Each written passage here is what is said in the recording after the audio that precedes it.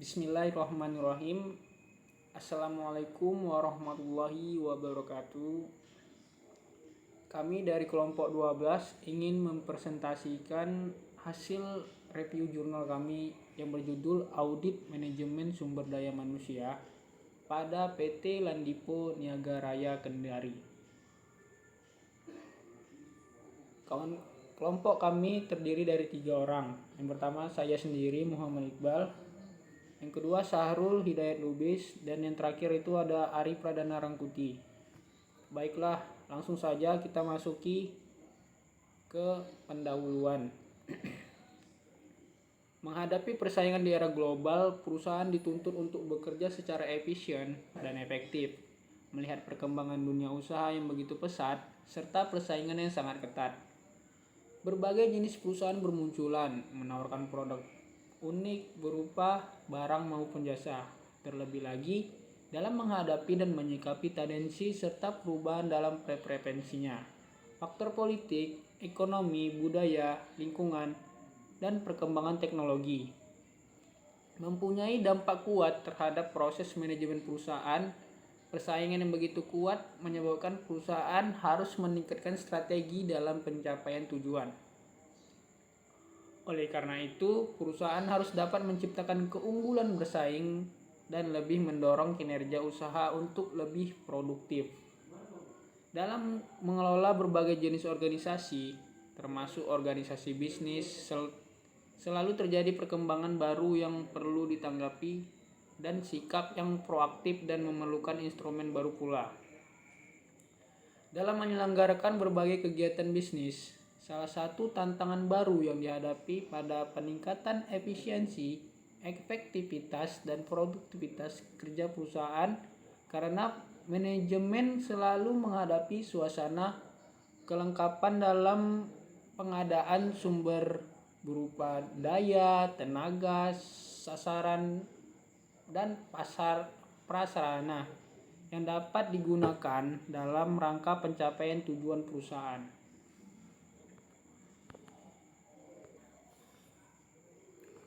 B. Tujuan penelitian.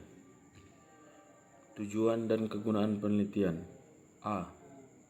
Tujuan penelitian untuk mengetahui bagaimana keefektifan sumber daya manusia pada PT Lapindo Niaga Raya Kendari. B. Kegunaan penelitian sebagai bahan pertimbangan bagi pihak perusahaan akan perlunya memeriksa manajemen dalam upaya mendeteksi kelemahan apa yang pada suatu kerja yang mengalami pengelolaan sumber daya manusia. Sebagai kerangka acuan konseptual bagi penulis-penulis selanjutnya yang tertarik mengenai isu-isu audit manajemen pada umumnya dan audit manajemen sumber daya pada khususnya. C. Metode penelitian. Untuk mendapatkan data yang relevan dan dengan membahas, maka dilakukan penelitian dengan menggunakan metode 1. Pengamatan, observasi.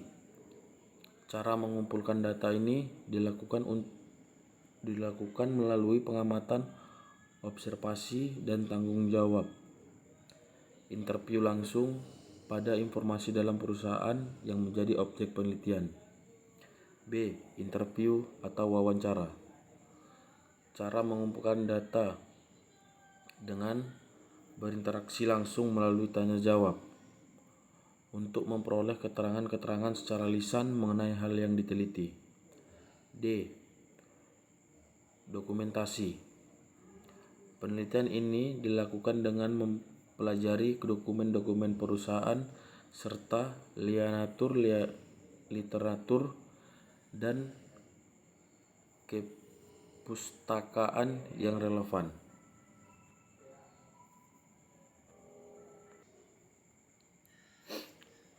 D. Kajian pustaka atau uraian teoritis. Definisi audit menurut para ahli yang dilihat dari berbagai perspektif. Sukresno Agus 2012 mengemukakan bahwa suatu pemeriksaan yang dilakukan secara kritis dan sistematis oleh pihak independen terhadap laporan keuangan yang telah disusun oleh manajemen beserta catatan pembukuan dan bukti pendukungnya dengan tujuan dapat memberikan pendapat mengenai kewajaran laporan keuangan tersebut. Arens et al. 2008 mengemukakan bahwa audit adalah pengumpulan dan evaluasi bukti tentang informasi untuk menentukan dan melaporkan derajat kesesuaian antara informasi itu dan kriteria yang telah ditetapkan. Yang terakhir, kesimpulan.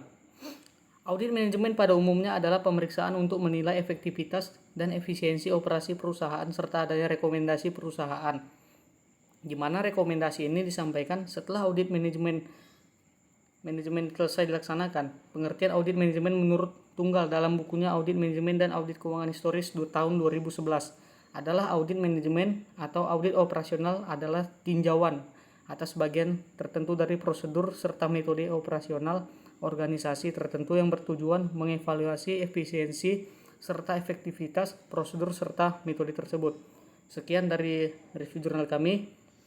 Bila ada salah, kami mohon maaf. Assalamualaikum warahmatullahi wabarakatuh.